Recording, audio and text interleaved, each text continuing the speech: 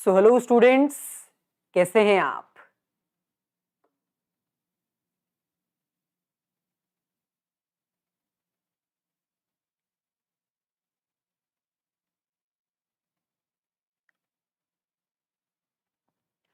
चलिए, जैसे कि आपको पता है कि इकोनॉमिक्स का सेकेंड टर्म सिलेबस हम ऑलरेडी स्टार्ट कर चुके हैं और इस सेकेंड टर्म के सिलेबस में मैक्रो इकोनॉमिक्स की एक यूनिट ऑलमोस्ट खत्म होने वाली है।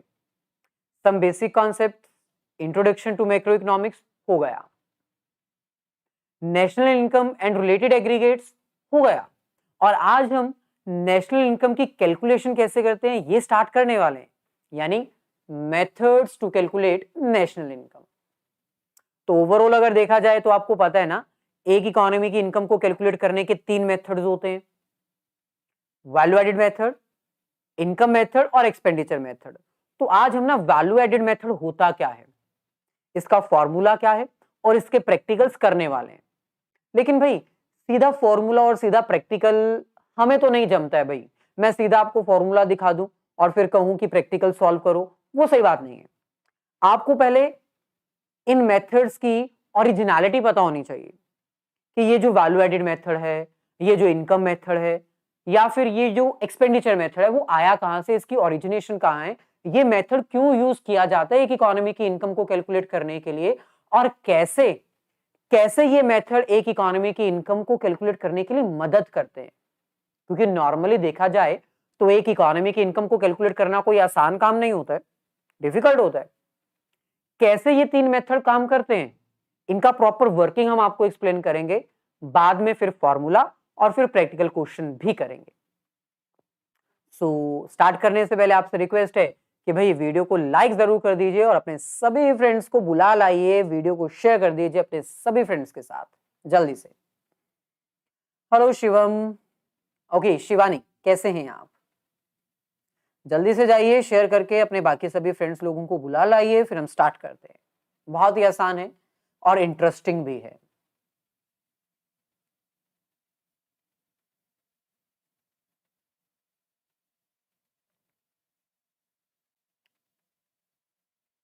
हेलो देवेंद्र, कैसे हैं आप? चलिए, नेशनल इनकम अकाउंटिंग करते हैं स्टार्ट। वैल्यू एडेड मेथड समझेंगे, वैल्यू एडेड मेथड होता क्या है, लेकिन पहले ना हम आपको बताना चाहेंगे कि एक इकोनॉमी की इनकम को कैलकुलेट करने के लिए तीन मेथड ही क्यों बनाए गए, ये तीन मेथड कैसे बने, इनका बेस क्या है, इनकी ओरिजिनलिटी क्या है, फिर उसके बाद हम आगे बढ़ेंगे। मैं एकदम बढ़िया हूं शिवानी, एकदम फर्स्ट क्लास, एकदम फैंटास्टिक, अमेजिंग, हमेशा की तरह। Thanks for asking. ओके, देखो एक इकोनॉमी में ना जो सर्कुलर फ्लो ऑफ इनकम होता है वो तीन हिस्सों में बटा हुआ है। आपको पता है, आपने 11th स्टैंडर्ड में भी किया था। सबसे पहले प्रोडक्शन, फिर डिस्ट्रीब्यूशन, फिर एक्सपेंडिचर। यानी सबसे पहले एक इकोनॉमी में गुड्स और सर्विसेज की प्रोडक्शन की जाती है, फिर जिन फैक्टर्स की हेल्प से प्रोडक्शन होती है उनको इनकम दी जाती है, उनको डिस्ट्रीब्यूशन किया जाता है। जैसे प्रोडक्शन करने के लिए लैंड यूज होता है तो उसको रेंट दिया जाता है, लेबर यूज होता है तो उसको वेजेस दी जाती हैं, कैपिटल यूज होता है तो उसको इंटरेस्ट दिया जाता है, और एंटरप्रेन्योर अगर यूज होता है तो प्रॉफिट दिया जाता है। ये होता है सेकंड फेज, डिस्ट्रीब्यूशन। डिस्ट्रीब्यूशन के बाद क्या होता है, भाई लेबर को सैलरी मिल गई, वेजेस मिल गई, लैंड वाले को रेंट मिल गया, उसका क्या करेंगे, वो एक्सपेंडिचर, डिस्पोजल। तो इन थ्री फेसेस के अकॉर्डिंग ही हमारे पास तीन मेथड हैं एक इकोनॉमी की इनकम को कैलकुलेट करने के लिए।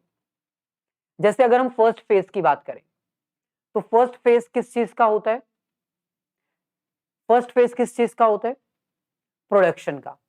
अब देखो सिंपल सी बात है, ये वाला फेज पता क्या कहता है, प्रोडक्शन फेज हमें ये कहता है कि अगर आपको एक इकोनॉमी की नेशनल इनकम कैलकुलेट करनी है ना, तो आप उस इकोनॉमी में प्रोड्यूस की जाने वाली गुड्स और सर्विसेज की वैल्यू को काउंट कर लो। वैल्यू एडेड मेथड यही फेस में आता है। क्या है ये फेज? फर्स्ट फेज होता है गुड्स और सर्विसेज को मैन्युफैक्चर करने का, प्रोड्यूस करने का। और ये फेज हमें ये सजेस्ट करता है कि अगर आपको एक इकोनॉमी की इनकम कैलकुलेट करनी है ना, तो आप केवल और केवल उस इकोनॉमी में प्रोड्यूस की जाने वाली गुड्स और सर्विसेज, फाइनल, कौन सी वाली? फाइनल, फाइनल गुड्स और सर्विसेज की मार्केट वैल्यू, कौन सी वैल्यू? मार्केट वैल्यू को ऐड कर दीजिए, तो आपके पास वैल्यू एडेड मेथड का आंसर आ जाएगा। और वो आंसर क्या कहलाएगा? GDP at MP. So value added method first phase का मेथड है, जहां पर हम एक इकोनॉमी के डोमेस्टिक टेरिटरी में प्रोड्यूस होने वाली फाइनल गुड्स एंड सर्विसेज के मार्केट प्राइस को काउंट करते हैं, ऐड करते हैं। क्लियर? यहां से हमारा फर्स्ट मेथड बना है। सेकेंड फेज हमारा होता है डिस्ट्रीब्यूशन ऑफ इनकम, यानी जो भी फैक्टर्स हमने यूज किए उनको इनकम डिस्ट्रीब्यूट कर देना, लैंड, लेबर, कैपिटल, एंटरप्रेन्योर को पेमेंट कर देना। अब क्योंकि इसमें फैक्टर्स को, फैक्टर्स ऑफ प्रोडक्शन को फैक्टर इनकम दी जाती है, उनकी सर्विसेज की पेमेंट की जाती है, उनको इनकम डिस्ट्रीब्यूट की जाती है, इसीलिए सेकेंड फेज हमें क्या कहता है? सेकेंड फेज हमें यह सजेस्ट करता है कि अगर आपको एक इकोनॉमी की इनकम कैलकुलेट करनी है ना, तो आप उस इकोनॉमी में जनरेट होने वाली फैक्टर इनकम को ऐड कर दो। फैक्टर्स ऑफ प्रोडक्शन को जो इनकम मिलती है ना, फैक्टर इनकम, आप उसको ऐड कर दो। तो सेकेंड फेज हमारा कहलाता है इनकम मेथड। यही वो फेज है जो हमें इनकम मेथड सजेस्ट करता है। और इनकम मेथड से हमारे पास आंसर क्या आता है? NDP at FC. यानी जितनी भी फैक्टर इनकम जनरेट की गई है during a particular accounting period, आप उसको ऐड कर दो, आपके पास इनकम मेथड का आंसर आ जाएगा। अब बढ़ते हैं आगे। अब जिन जिन बंदों को फैक्टर इनकम मिली है, अब वो उसका कंजम्पशन करेंगे, डिस्पोजल करेंगे, एक्सपेंडिचर करेंगे। यानी अब है थर्ड फेज। थर्ड फेज जो कि एक्सपेंडिचर फेज होता है, इसको हम एक्सपेंडिचर मेथड के नाम से भी जानते हैं। और यही फेज है जो हमें एक्सपेंडिचर मेथड देता है। अब ये फेज क्या कहता है? हेलो आशीष, कैसे हैं आप? थर्ड फेज हमें क्या कहता है? थर्ड फेज हमें यह कहता है कि अगर आपको एक इकोनॉमी की इनकम कैलकुलेट करनी है ना, तो वहां पर कितना खर्चा हो रहा है फाइनल गुड्स और सर्विसेज के ऊपर, वो काउंट कर लो। सर इनकम कैलकुलेट करने के लिए खर्चा काउंट करें? हाँ, क्योंकि भाई एक बंदे का खर्चा दूसरे की इनकम होती है कि नहीं होती है? अगर मैं आपकी शॉप से कुछ परचेज करने आया हूं तो मेरा खर्चा है, लेकिन आपकी तो इनकम है ना। So third phase disposal phase होता है, एक्सपेंडिचर फेज होता है। इस मेथड के अकॉर्डिंग, इस मेथड के अकॉर्डिंग अगर आपको एक इकोनॉमी की इनकम कैलकुलेट करनी है तो वहां पर कितना खर्चा हो रहा है फाइनल गुड्स और सर्विसेज को परचेज करने के लिए, आप वो काउंट कर लो। और यहां पर एक्सपेंडिचर मेथड हमें क्या देता है? Again GDP at MP. यानी वैल्यू एडेड मेथड और एक्सपेंडिचर मेथड से हमें जीडीपी एट एमपी मिलता है, gross domestic product eight market price. और इनकम मेथड से हमें क्या मिलता है? NDP at FC, net domestic product at factor cost. Clear? बच्चे हमारी अनअकैडमी की प्रोफाइल अभी नहीं है, आप यहां पर ही हमारी जो है वो सारी क्लासेस अटेंड कर सकते हैं। ओके, चलिए, जैसे कि हमने कहा आज हम वैल्यू एडेड मेथड स्टार्ट करने वाले हैं। तो value added method first phase होता है जो कि प्रोडक्शन का फेज होता है। तो आइए समझते हैं वैल्यू एडेड मेथड को। वैल्यू एडेड मेथड, इसके नेम से ही पता चल रहा है, वैल्यू एडेड मेथड, इसको हम प्रोडक्ट मेथड भी कहते हैं। Value added method circular flow of income का या फिर सर्कुलर फ्लो ऑफ फेसेस का फर्स्ट फेस होता है।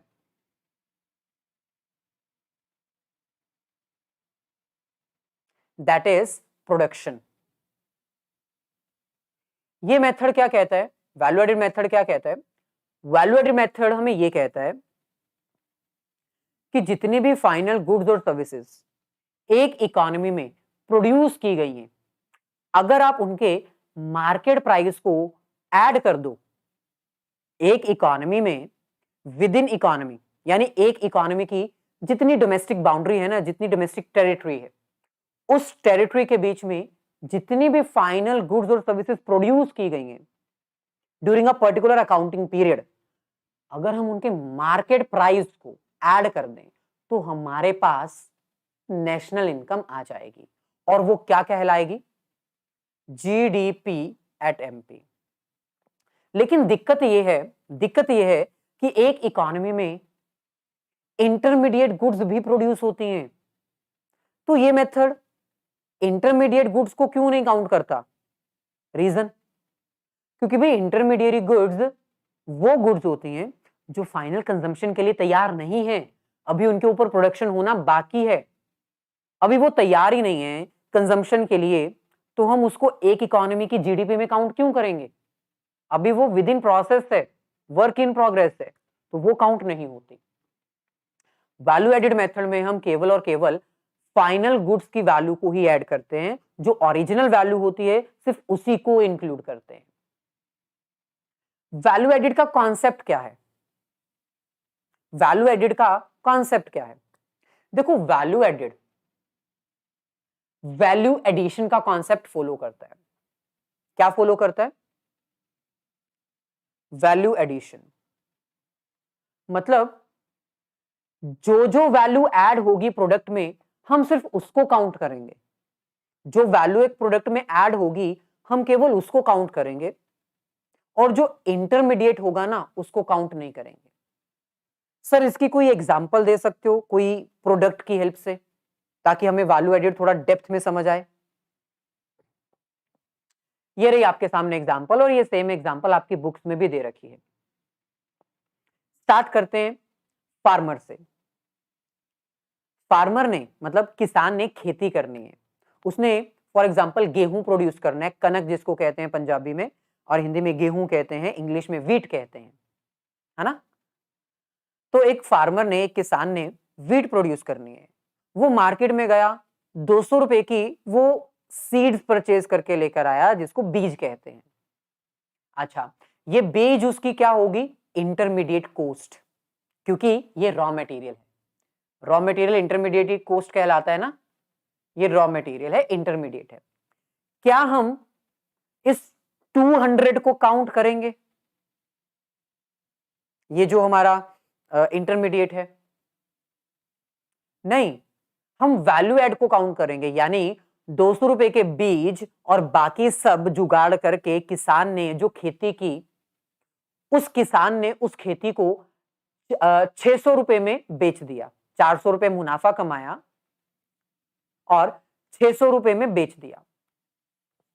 तो ये हमारी हो गई सेल्स वैल्यू। ध्यान से देखना, हर एक स्टेज को अंडरस्टैंड करना, और फिर बताना कि हम कौन से प्रोडक्ट को काउंट करेंगे और किसको काउंट नहीं करेंगे।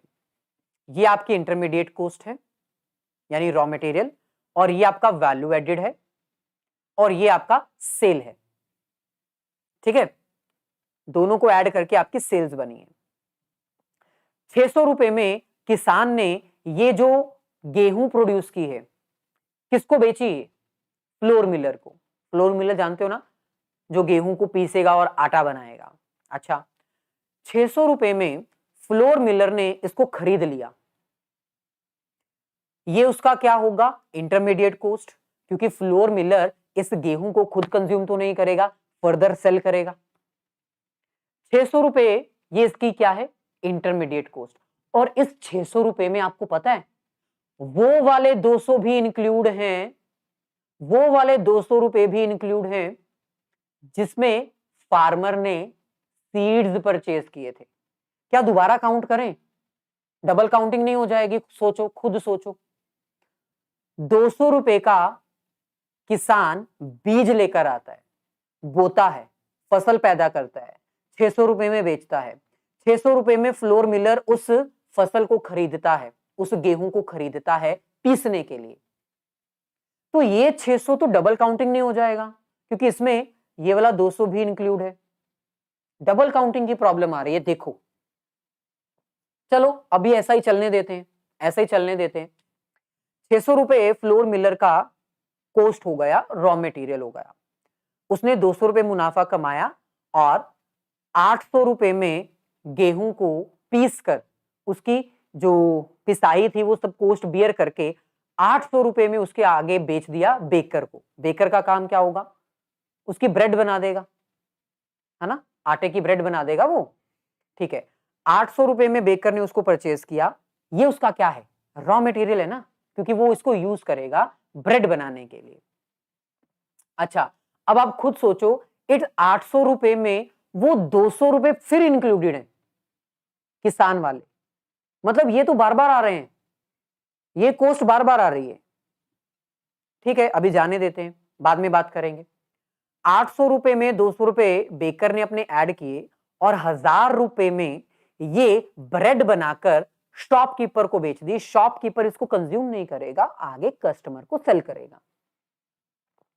तो 1000 रुपए अगेन रॉ मटेरियल है, शॉपकीपर के लिए इंटरमीडिएट कॉस्ट है। अब इस 1000 रुपए में वो 200 फिर से इंक्लूडेड है, याद है, फार्मर वाले। यानी 200 हम कितनी बार लगातार बार बार काउंट कर रहे हैं। चलो ठीक है, काउंट कर लेते हैं। 1000 रुपए का शॉपकीपर ने इसको परचेज किया, 200 रुपए मुनाफा कमाकर फाइनली 1200 रुपए में कस्टमर को बेच दिया। अब मैं आपको पूछना चाहता हूं कि बताओ, हमारी इकोनॉमी की वैल्यू ऑफ प्रोडक्शन कितनी है, जीडीपी कितनी है, मतलब हमने कितनी प्रोडक्शन की है, बताओ। तो स्टूडेंट्स कहेंगे 200, 800, 1000, 1200। सर हमने 3600 की प्रोडक्शन की है, ये हमारी फाइनल आउटपुट है। 3600 रुपए की प्रोडक्शन हमने की है, खुश हो जाओ। एक्चुअल में 3600 की हुई है। आपने इसमें इंटरमीडिएट की कॉस्ट भी ऐड की हुई है, इंटरमीडिएट प्रोडक्ट। ऐसा प्रोडक्ट जो अभी प्रोसेस में था, ऐसा प्रोडक्ट जो as a raw material use हुआ है और आपने उसकी बार बार लगातार डबल काउंटिंग की है।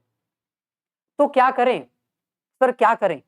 सिंपल सी बात है, आप सेल्स में से वो वाली वैल्यू माइनस कर दो जो इंटरमीडिएट है। कितनी इंटरमीडिएट है? 2600।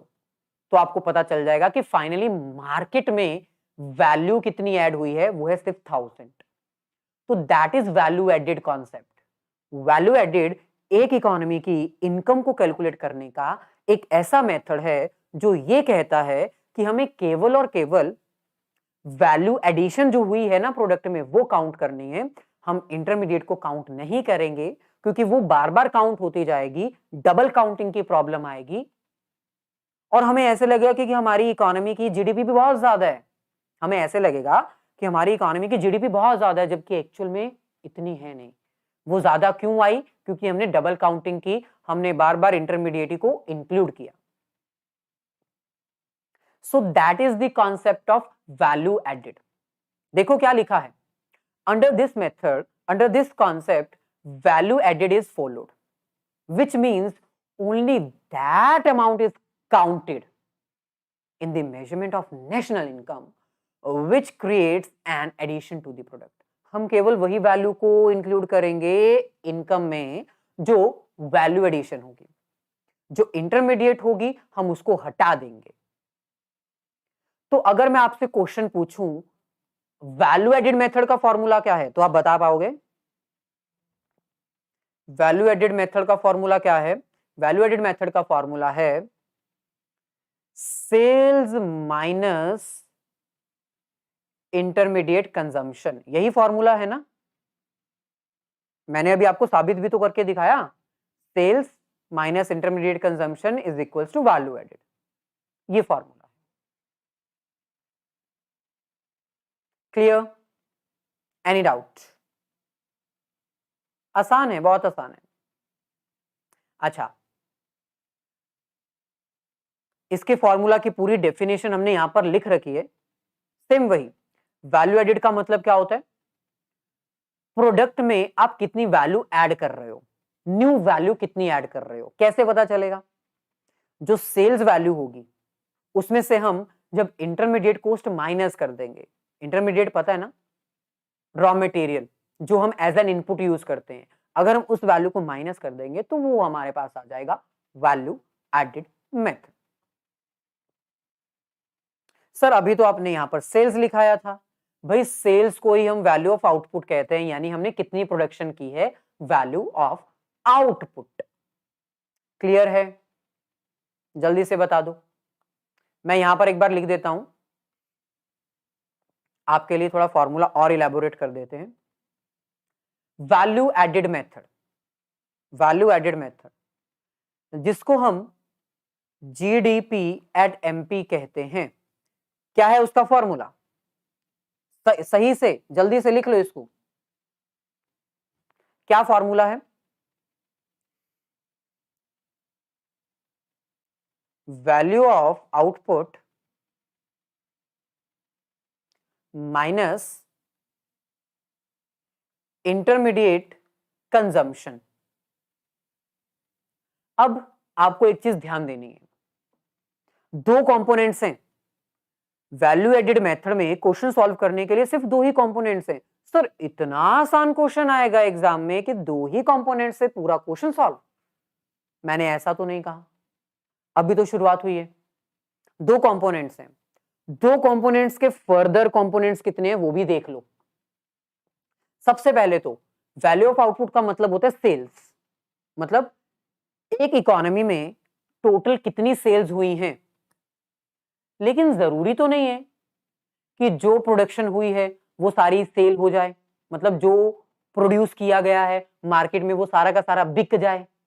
अगर ना बिका तो अनसोल्ड स्टॉक भी तो हमें यहां पर लिखना पड़ेगा ना, कि नहीं लिखना पड़ेगा? लिखना पड़ेगा। अनसोल्ड स्टॉक ऐसा स्टॉक जो बिका नहीं है लेकिन प्रोड्यूस हो चुका है, मार्केट में उसकी वैल्यू ऐड हो चुकी है, वो हमें यहां पर ऐड करना पड़ेगा। तो कैसे ऐड करेंगे? अब आपका फॉर्मूला थोड़ा सा हो जाएगा चेंज। क्या होगा formula? Value of output plus change in stock. ये सिंबल पता है ना, इसको चेंज बोलते हैं, ट्राइंगल चेंज होता है।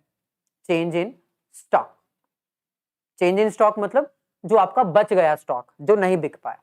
तो ये आपका फॉर्मूला है। अब थोड़ा सा और आगे बढ़ो। वैल्यू ऑफ आउटपुट का मतलब होता है सेल्स, सही कहा, वैल्यू ऑफ आउटपुट का मतलब होता है सेल्स। अब ध्यान से सुनना, अब इसके बाद हम प्रैक्टिकल करने वाले हैं, ध्यान से सुनना। वैल्यू ऑफ आउटपुट का मतलब होता है sales. Sales within the economy भी हो सकता है, आउटसाइड द इकोनॉमी भी हो सकता है ना। Within the economy sales यानी domestic sales, within the economy sales मतलब डोमेस्टिक सेल्स।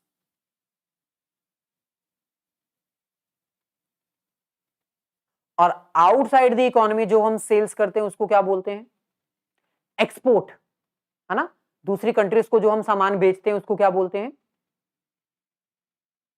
एक्सपोर्ट।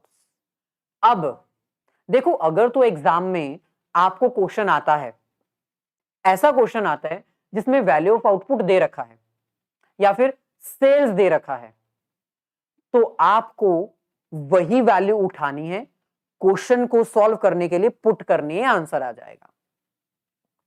लेकिन अगर आपको एग्जाम में क्वेश्चन ऐसा आया है जिसमें सेल्स नहीं दिया हुआ, वैल्यू ऑफ आउटपुट भी नहीं दिया हुआ, लेकिन उसके कंपोनेंट्स शायद दिए हो सकता है आपको डोमेस्टिक सेल्स दिया हो और एक्सपोर्ट दिया हो, तो इन दोनों को प्लस करके आप सेल्स कैलकुलेट कर सकते हो ना। हेलो यश, कैसे हैं आप? तो एग्जाम में याद रखना, अगर तो क्वेश्चन में आपको सेल्स दिया हुआ है या फिर वैल्यू ऑफ आउटपुट दे रखा है, तो आपको डोमेस्टिक सेल्स और एक्सपोर्ट्स का कुछ नहीं करना। मान लो आपको एक क्वेश्चन आया, उसमें आपको वैल्यू ऑफ आउटपुट दे रखा है, डोमेस्टिक सेल्स भी दे रखा है, एक्सपोर्ट भी दे रखा है, आप किसको पिक करोगे क्वेश्चन सॉल्व करने के लिए? Thanks a lot Yash. Value of output, क्योंकि जब हमें पूरा का पूरा हेडिंग दे रखा है तो हम सब कंपोनेंट्स को क्यों उठाएंगे? हाँ, अगर एग्जाम में आपको वैल्यू ऑफ आउटपुट नहीं दिया तो आप डोमेस्टिक सेल्स और एक्सपोर्ट ढूंढोगे और उठाओगे और लिखोगे। क्लियर? सर, एग्जाम में वैल्यू ऑफ आउटपुट नहीं दिया, डोमेस्टिक सेल्स दिया है, एक्सपोर्ट नहीं दिया, तो एक्सपोर्ट ढूंढने की जरूरत क्या है? डोमेस्टिक सेल्स से ही काम चलाओ। ओके? जो जो पोजीशंस एग्जाम में आ सकती है वो मैंने आपको सारी बता दी। अभी भी डाउट है तो रिवाइंड करके देख लेना भाई। आगे बढ़ते हैं। अब बात करते हैं चेंजिंग स्टॉक की। चेंजिंग स्टॉक का मतलब होता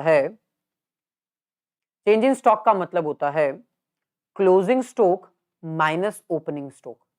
स्टॉक तो आपको पता है ना क्या होता है? ऐसा सामान जो बच गया है, जो बिका नहीं है मार्केट में।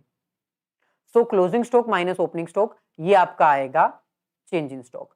अगर एग्जाम में आपको चेंजिंग स्टॉक नहीं दिया, क्लोजिंग स्टॉक दिया होगा, ओपनिंग स्टॉक दिया होगा, दोनों को माइनस करके चेंजिंग स्टॉक आ जाएगा। अगर चेंजिंग स्टॉक दिया है, क्लोजिंग स्टॉक भी दिया है, ओपनिंग स्टॉक भी दिया है, तो आप चेंजिंग स्टॉक ही उठाओगे। आपको क्लोजिंग स्टॉक और ओपनिंग स्टॉक से कोई मतलब नहीं है। क्लियर? अच्छा, आगे बढ़ते हैं। तो ये सब कंपोनेंट्स मैं आपको बता रहा हूं। Original formula value added method का सिर्फ इतना है, लेकिन डिफरेंट डिफरेंट क्या प्रॉब्लम्स आ सकती हैं क्वेश्चन सॉल्व करते हुए, वो मैं आपको साथ साथ बता रहा हूं। आगे बढ़ो।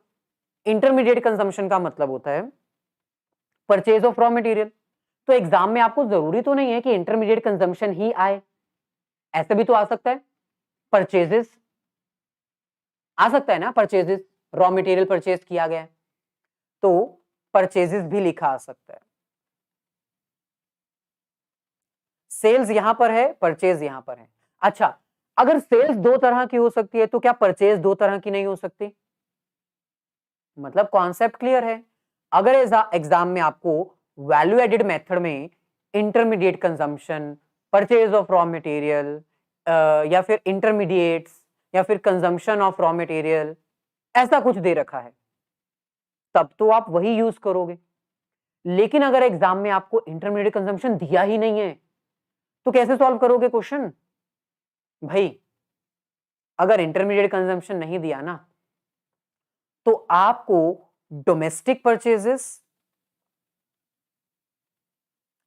परचेजेस दिया होगा, मतलब विद इन द इकोनॉमी आपने जो परचेज किया है, और दूसरा अगर आपने किसी दूसरी कंट्री से कुछ परचेज किया है, इंपोर्ट, वो दिया होगा। तो भाई मेन हेडिंग क्या है वैल्यू एडिड मेथड की? Value of output plus change in stock minus intermediate consumption. सब कंपोनेंट्स आपको याद रखने हैं, क्योंकि एग्जाम में आपको नहीं पता कि सब कंपोनेंट्स आएंगे या हेडिंग आएगी। हो सकता है एग्जाम में आसान क्वेश्चन आ जाए, आपको सीधा सीधा ये हेडिंग्स दे दिए जाए। अगर सीधा सीधा ये हेडिंग्स दे दिए जाएंगी तो कोई दिक्कत नहीं है, आराम से क्वेश्चन सॉल्व हो जाएगा। लेकिन अगर एग्जाम में हेडिंग्स नहीं दी होंगी, सब कंपोनेंट्स दिए होंगे वैल्यू एडिड मेथड के, तो आपको याद रखना पड़ेगा कि सेल्स दो चीजों से मिलकर बनता है। चेंज इन स्टॉक के दो कंपोनेंट्स हैं, परचेजेस दो चीजों से मिलकर बनता है। Clear? Clear? Value added method का कॉन्सेप्ट क्लियर? अब हम इसका कुछ क्वेश्चन ट्राई करने वाले हैं। इसके अब हम ना कुछ क्वेश्चंस ट्राई करने वाले हैं, करें अगर आप तैयार हैं तो।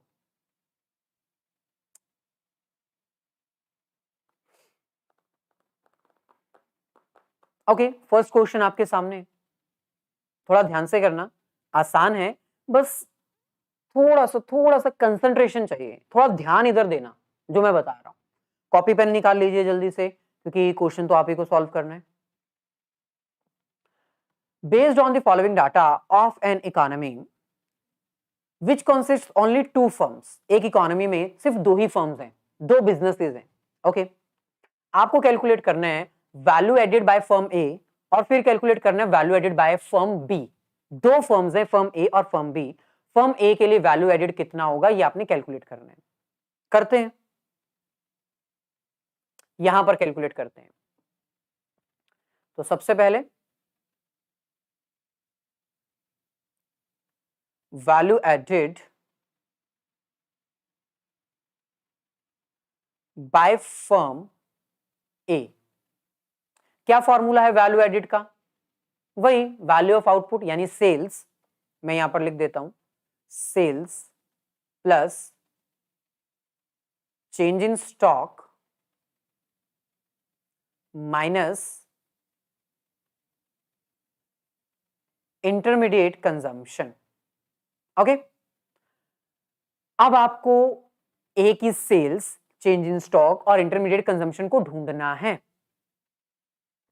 ध्यान से, सेल्स बाय फर्म ए मिल गया, आसानी से मिल गया। सेल्स बाय फर्म ए ने कितनी सेल्स की है? 100 सेल्स दे रखा है। क्या हमें डोमेस्टिक सेल्स ढूंढने की जरूरत है? क्या हमें एक्सपोर्ट ढूंढने की जरूरत है? नहीं, हमें पूरी की पूरी सेल्स एज एन हेडिंग दे रखी है। जब हमें पूरी की पूरी हेडिंग दी होगी, मैंने अभी बताया, तो सब कंपोनेंट्स ढूंढने की जरूरत कतई नहीं है। 100। नेक्स्ट हमें क्या चाहिए? चेंज इन स्टॉक दे रखा है क्या?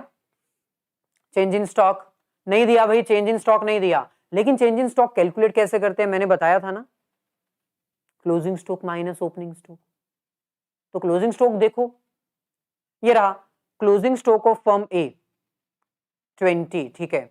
Opening stock of firm A 25, ठीक है। क्लोजिंग स्टॉक है 20, ओपनिंग स्टॉक है 25, कितना आ जाएगा? -5। Closing stock of firm A 20, opening stock of firm A 25, तो माइनस में आएगा। प्लस माइनस, बड़ी स्टेटमेंट के आगे माइनस है ना, तो -5। नेक्स्ट हमें इंटरमीडिएट कंजम्पशन चाहिए। इंटरमीडिएट कंजम्पशन देखो, कहीं पर इंटरमीडिएट कंजम्पशन लिख रखा है क्या? नहीं, लेकिन उसका नेम दे रखा है। इंटरमीडिएट कंजम्पशन को हम और क्या कह सकते हैं? इंटरमीडिएट परचेजेस, परचेज, है ना, तो कुछ परचेज दिया है, purchase from firm B by firm A. Yes, हाँ, हम होमवर्क क्वेश्चन भी देंगे आपको शिवम, शिवानी जरूर देंगे। फर्म ए ने परचेज किया है फर्म बी से।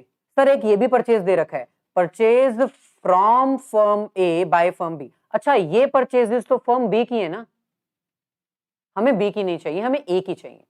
Purchases from firm B by firm A. इसी चीज के ऊपर आप अटक जाते हो, गलत कर देते हो क्योंकि आपको समझ नहीं आता। तो ध्यान से पढ़ो, लाइन में लिखा क्या है। परचेज किया है फर्म ए ने बी से, तो ए का हम कैलकुलेशन कर रहे हैं, ए की तो इंटरमीडिएट कंजम्पशन हुई ना 40 रुपए, तो यहां पर 40 आ जाएगा। बस इसको सॉल्व कर दो, आपका आंसर आ जाएगा। 100 माइनस 45 क्या आ जाएगा? 55 रुपीज। ऐसे ही आपको कैलकुलेशन करनी है फर्म बी के लिए। तो 4B, फॉर्मूला सेम वही है, sales plus change in stock minus intermediate consumption. अब बी के पॉइंट ऑफ व्यू से आपको सॉल्व करना है ये। Okay, sales by firm B 200 मिल गया, लिख दो ना। डोमेस्टिक सेल्स या एक्सपोर्ट ढूंढना है? ढूंढना है नहीं भाई, हेडिंग दे रखी है ना भाई, पूरा का पूरा सेल्स आपके सामने है, तो सब कंपोनेंट ढूंढने की कतई जरूरत नहीं है। Next, closing stock of firm B 35, opening stock of firm B 45, क्या आ जाएगा? -10। तो यहां पर हम लिख देते हैं -10।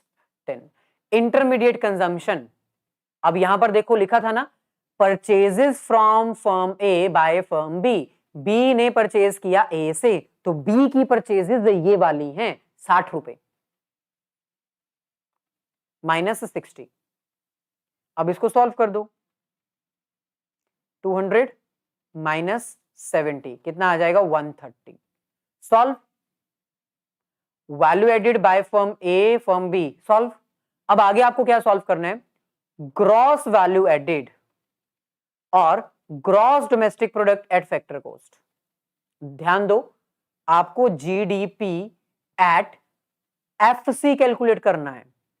एफसी आपने वैल्यू एडिड कैलकुलेट किया, वैल्यू एडिड कैलकुलेट आपको क्या प्रोवाइड करता है, जीडीपी एट एमपी, मैंने बताया था।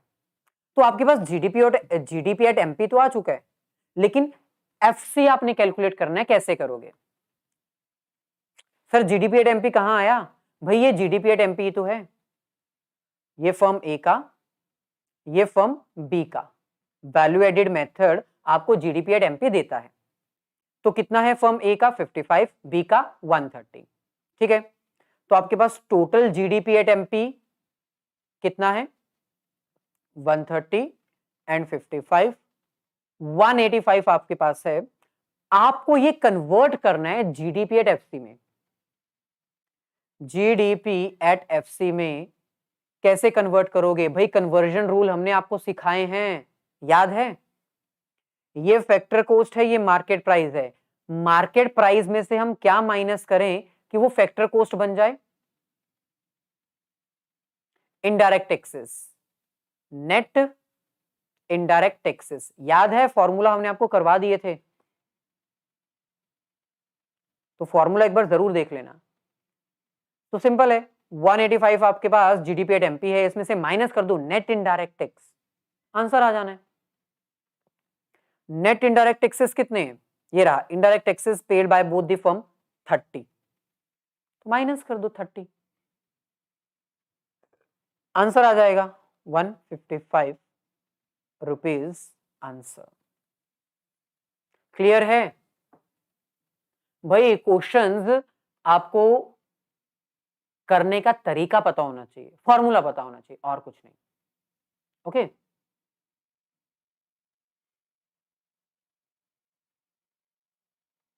चलिए, वेरी गुड। हेलो अंशिका, कैसे हैं आप? अब एक और क्वेश्चन ट्राई करते हैं, जिसमें आपको ना सब कंपोनेंट्स कैलकुलेट करने पड़ेंगे। तो ये रहा आपके सामने क्वेश्चन। क्वेश्चन में हमें कह रहे हैं an economy has only two firms, firm A and firm B. एक इकोनॉमी में दो ही फर्म्स हैं। Based on the following information calculate value added by firm A by firm B. अब फर्म ए और फर्म बी का value added आपने calculate करना है। पहले हम एक का कर लेते हैं, ए का कर लेते हैं, बी का आप करोगे, ठीक है? मैं ए का करवाता हूं, बी का आप करोगे। So value added by firm A, क्या फॉर्मूला होगा?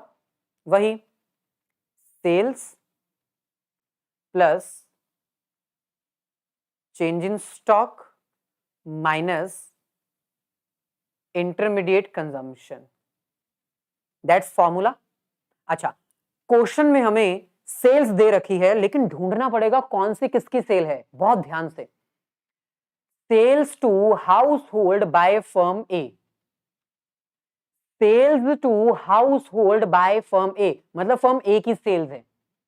कौन सी सेल्स है? हाउस होल्ड, हाउस होल्ड मतलब कंज्यूमर। फर्म ए ने प्रोडक्ट बेचा डायरेक्टली कस्टमर्स को, कितना? सेल्स टू कस्टमर कितना? 90, ठीक है। क्या ये टोटल सेल्स हैं? नहीं, आगे पढ़ो, देखो आगे यहां पर आपको दे रखा है sales to firm B by firm A, यानी फर्म ए ने बी को भी बेचा था, दूसरी फर्म को।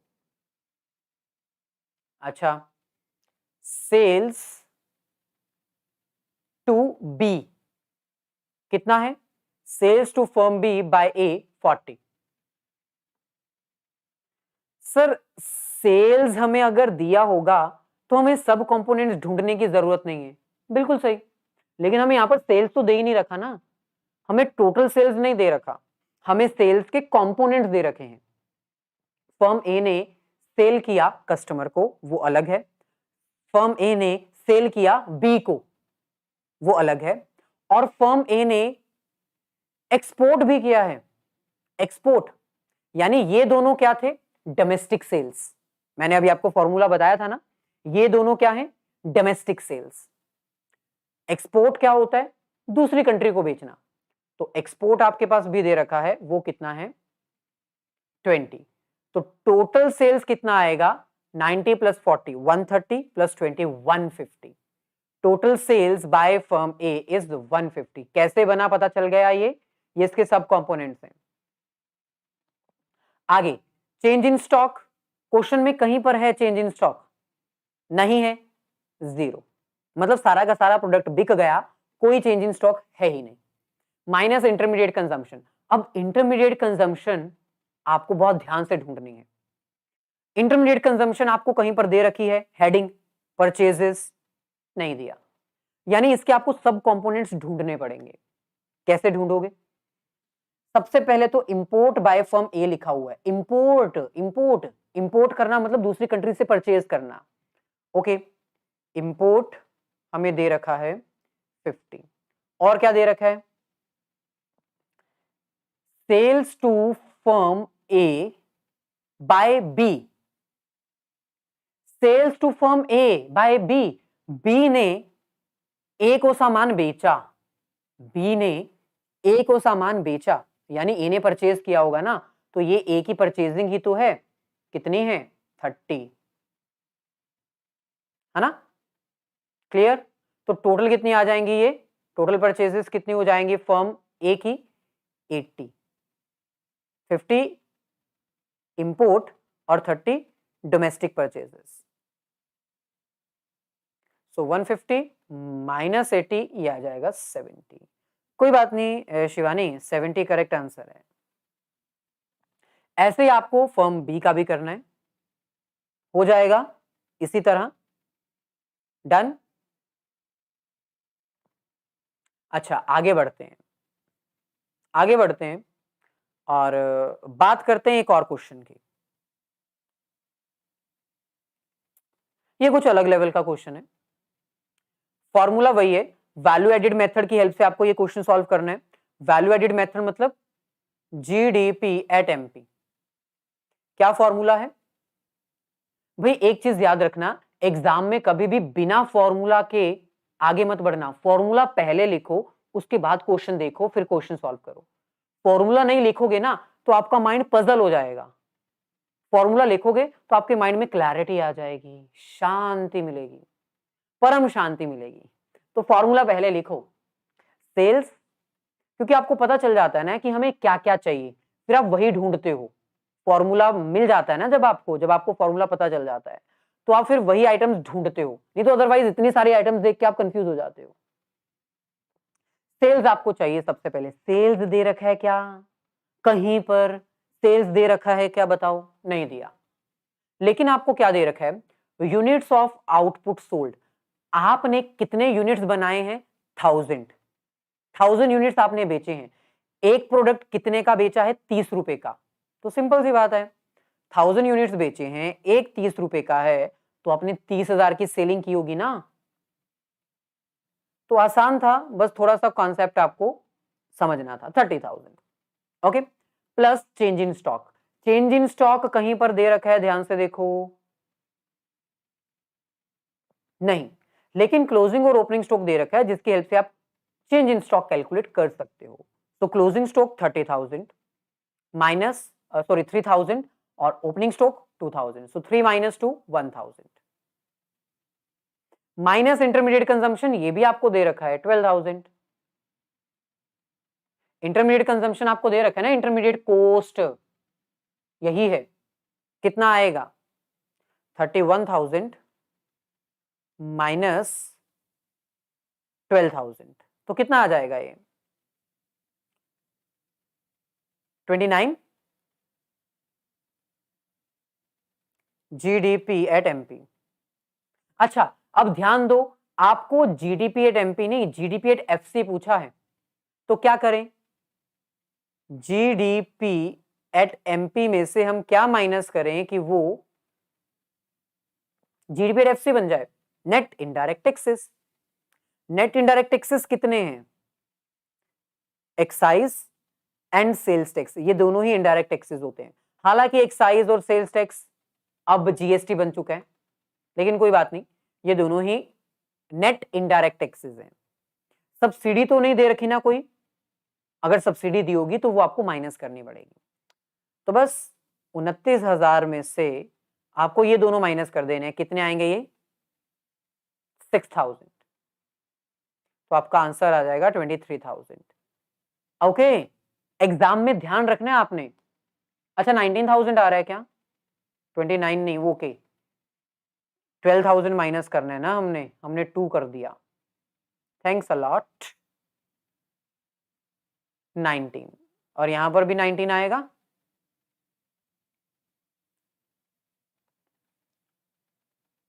तो फाइनल हमारा कितना हो जाएगा? 13,000। अब सही है? क्लियर? चलिए, ऐसे ही कुछ और क्वेश्चंस आपके सामने हैं, ये आपके लिए होमवर्क है। यहां पर ध्यान देना, आपको net value added at factor cost calculate करने को कहा है। आपने क्या करना है, पहले वैल्यू एडेड मेथड की हेल्प से जीडीपी एट एमपी कैलकुलेट करना है। ठीक है, जीडीपी एट एमपी की जो भी वैल्यू आएगी उसकी हेल्प से आपने एनडीपी एट एफसी कैलकुलेट कर लेना है। आपको यहां पर नेट पूछा है, ग्रॉस नहीं। फैक्टर कॉस्ट पूछा है, मार्केट प्राइस नहीं। तो आप वैल्यू एडेड मेथड की हेल्प से जीडीपी एट एमपी पहले कैलकुलेट करोगे, उसके बाद उसको कन्वर्ट कर देना। और कन्वर्जन रूल्स तो आपको आते हैं ना? क्या कन्वर्जन रूल्स आएंगे? ये नेट है, ये ग्रॉस है, ये नेट है, ये ग्रॉस है। आपने ग्रॉस को नेट में कन्वर्ट करना है, आपने ग्रॉस को नेट में कन्वर्ट करना है, यानी बड़ी वैल्यू से छोटी वैल्यू पर जाना है। क्या माइनस करें बताओ? ग्रॉस में से ऐसा क्या माइनस करें कि वो नेट बन जाए? Depreciation. Very good Anshika. Then domestic, यहां पर भी डोमेस्टिक है, ये फैक्टर कॉस्ट और ये मार्केट प्राइस है। मार्केट प्राइस से आपने फैक्टर कॉस्ट पे जाना है, पीछे जाना है। क्या माइनस करें? Net indirect taxes. Clear? Okay, so यहां पर आपका वैल्यू एडेड मेथड ऑलमोस्ट हो जाता है कंप्लीट। जाने से पहले हम इसका छोटा सा थ्योरी पोर्शन कवर कर देते हैं, और वो क्या है? वैल्यू एडेड मेथड करते समय आपको किन चीजों का ध्यान रखना है? नंबर 1, जब हम वैल्यू एडेड मेथड करते हैं तो वैल्यू एडेड मेथड में हम केवल और केवल फाइनल गुड्स की वैल्यू को ही काउंट करते हैं जो मार्केट में कंज्यूम करने के लिए तैयार हो चुकी हैं। लेकिन हम इसमें सेकेंड हैंड गुड्स की वैल्यू को काउंट नहीं करते हैं। पुराना मोबाइल, जैसे मेरे पास मोबाइल था, मैंने नया खरीदा था, मैंने आपको बेच दिया। जब मैंने नया खरीदा था तब वो एक बार जब मैंने नया खरीदा था तब वो एक बार इकोनॉमी की इनकम में कैलकुलेट हो चुका है ना, तो दोबारा तो कैलकुलेट नहीं होना चाहिए। तो सेकेंड टाइम जब मोबाइल सेकेंड हैंड हो जाएगा हम उसको काउंट नहीं करेंगे, क्योंकि अदरवाइज ये डबल काउंटिंग की प्रॉब्लम हो जाएगी। तो कोई भी सेकेंड हैंड गुड्स जो मार्केट में दोबारा से बाय और सेल की जाती है हम उसको काउंट नहीं करते, क्योंकि वो ऑलरेडी एक बार इंक्लूड हो चुकी है। ठीक है, आगे बढ़ते हैं। कैश फ्लो का डायरेक्ट मेथड हम ट्राई करेंगे महरीब, लेकिन अभी फिलहाल हम बेसिक कॉन्सेप्ट्स के ऊपर चल रहे हैं। अभी हम रिटायरमेंट का चैप्टर स्टार्ट करने वाले हैं। आपको अगर कोई भी डाउट होगा तो आप हमें टेलीग्राम ग्रुप पे ज्वाइन कर सकते हैं, जहां पर स्टूडेंट्स एक दूसरे की मदद करते हैं। ओके, तो टेलीग्राम ग्रुप का लिंक डिस्क्रिप्शन में गिवन है। आगे बढ़ते हैं। सेकेंड हैंड गुड्स काउंट नहीं होती, लेकिन सेकेंड हैंड गुड्स पे कमीशन काउंट हो सकती है। जैसे मैंने अपने किसी दोस्त को कह दिया कि भाई यार मेरा मोबाइल बिकवा दे ना, मैं तेरे को 500 रुपए कमीशन दे दूंगा, 20,000 का मेरा मोबाइल बिकवा दे। तो सेकेंड हैंड प्रोडक्ट की वैल्यू तो काउंट नहीं होगी, लेकिन मैंने जो कमीशन दी अपने दोस्त को वो तो काउंट होगी ना, क्योंकि वो कमीशन तो ओरिजिनेट है, वो एक्स्ट्रा इनकम है, वो काउंट होगी। तीसरा, self consumption of goods by the owner is also counted. मेरी शॉप थी, मैंने अपनी शॉप में से मोबाइल बेचने की बजाय खुद कंज्यूम कर लिया, काउंट होगा ना? यस, काउंट होगा। तो अगर मैं कोई प्रोडक्ट खुद कंज्यूम कर लेता हूं तो वो काउंट किया जाएगा। Self consumption of services is not included because it's estimation is difficult. मान लो मैं डॉक्टर हूं, मैं बीमार हो जाता हूं, मैंने अपनी प्रिस्क्रिप्शन खुद लिख दी, मैं डॉक्टर हूं ना, मैंने अपनी प्रिस्क्रिप्शन खुद लिख दी और मेडिसिन दे दी। मैं अपने आप से थोड़ी कंसल्टेंसी चार्जेस लूंगा। तो अगर मैं अपनी सर्विसेज खुद कंज्यूम कर लेता हूं, मैं ही डॉक्टर हूं, मैं ही बीमार हो गया, मैंने अपने आपको खुद मेडिसिन प्रिस्क्राइब कर दी, तो मेडिसिन तो आप काउंट करोगे क्योंकि वो प्रोडक्ट है, लेकिन जो मैंने सर्विसेज अपने आप को दी वो थोड़ी काउंट हो सकती है, क्योंकि उसकी एस्टिमेशन लगाना मुश्किल होता है। Rental value of a land used by the owner is also counted. आप जिस घर में रहते हो ना, उसकी जो भी रेंटल वैल्यू होगी उसको वैल्यू एडेड मेथड में काउंट किया जाएगा। चाहे आप उसका रेंट देते हो, चाहे आप उसका रेंट नहीं देते, फिर भी काउंट होगा, क्योंकि वो है तो एक प्रोडक्ट ना, मार्केट में उसकी कोई ना कोई तो वैल्यू है ना, आप बेचोगे तो कोई ना कोई वैल्यू उसकी जनरेट होगी ना।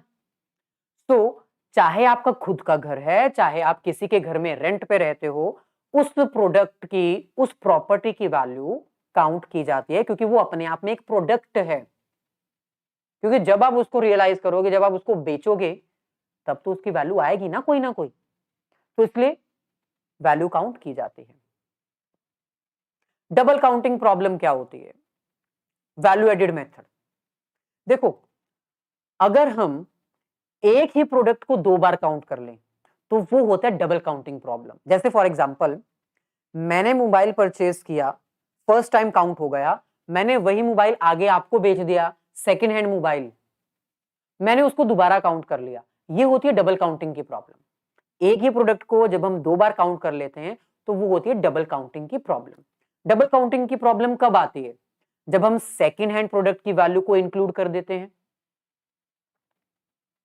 मैंने अभी बताया सेकेंड हैंड प्रोडक्ट की वैल्यू इंक्लूड नहीं होती, लेकिन अगर इंक्लूड हो गई तो डबल काउंटिंग की प्रॉब्लम आ जाएगी। दूसरा, डबल काउंटिंग की प्रॉब्लम और कब आती है? जब हम इंटरमीडिएट कॉस्ट को काउंट कर लेते हैं। मैंने अभी बताया था ना एग्जांपल की हेल्प से, फार्मर ने जो बीज परचेज किया था वो बार बार लगातार काउंट हो ही जा रहा था, हो ही जा रहा था हर स्टेज पे। सो ये भी एक डबल काउंटिंग की प्रॉब्लम है। तो डबल काउंटिंग की प्रॉब्लम को दूर कैसे किया जा सकता है? वैल्यू एडेड मेथड की हेल्प से या फिर फाइनल आउटपुट मेथड की हेल्प से। अगर आप एक ही प्रोडक्ट की वैल्यू को दो बार काउंट नहीं करना चाहते, तो या तो आप फाइनल आउटपुट मेथड यूज करो या फिर value added method. Final output method ज्यादा यूजफुल नहीं है, ज्यादा यूज नहीं होता। फाइनल आउटपुट मेथड क्या होता है? ये एक ऐसा मेथड है जो ये कहता है कि इंटरमीडिएट कंजम्पशन को काउंट ही ना करो, सीधा सीधा फाइनल प्रोडक्ट की वैल्यू को काउंट करो।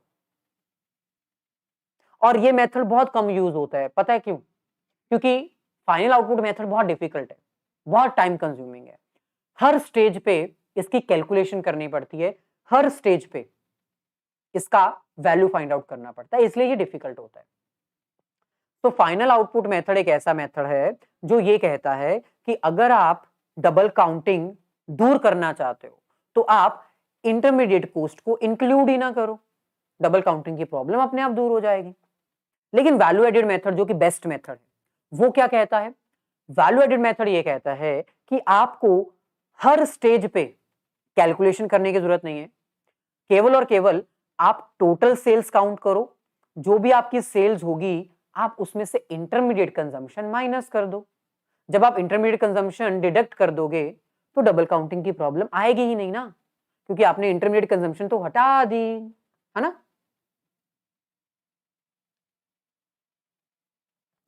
बेसिकली फिलहाल हम 11th और 12th क्लास के ऊपर फोकस कर रहे हैं हसन, तो मे बी आपको वेट करना पड़े और शायद से मार्च से पहले ना भी कंप्लीट हो पाए। हम रिकॉर्डेड सेशंस प्रोवाइड करते हैं ग्रेजुएट लेवल्स के लिए, तो उसमें हमने कैश फ्लो स्टार्ट कर दिया हुआ है, कैश फ्लो हमने प्रिपेयर किया हुआ है, लेकिन डायरेक्ट मेथड अभी नहीं करवाया है। तो आप देख सकते हैं अभी फिलहाल हम 11th और 12th का ही लाइव ले रहे हैं।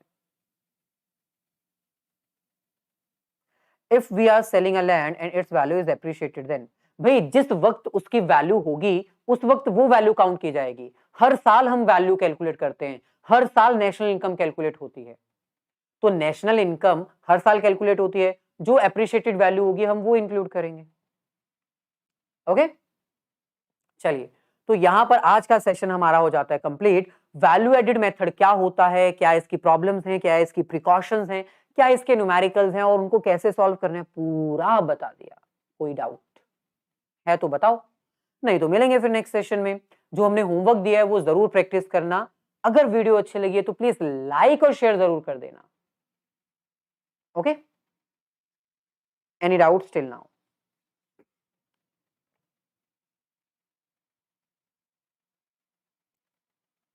चलिए, फॉर्मूला जरूर याद रखना, क्योंकि वैल्यू एडेड मेथड फॉर्मूला का खेल है। फॉर्मूला के सब कंपोनेंट्स आते होंगे तो कोई भी क्वेश्चन सॉल्व करना आसान होगा, नहीं तो बहुत दिक्कत करेगा। मिलेंगे फिर नेक्स्ट सेशन में। All the very best, have a nice day and great day.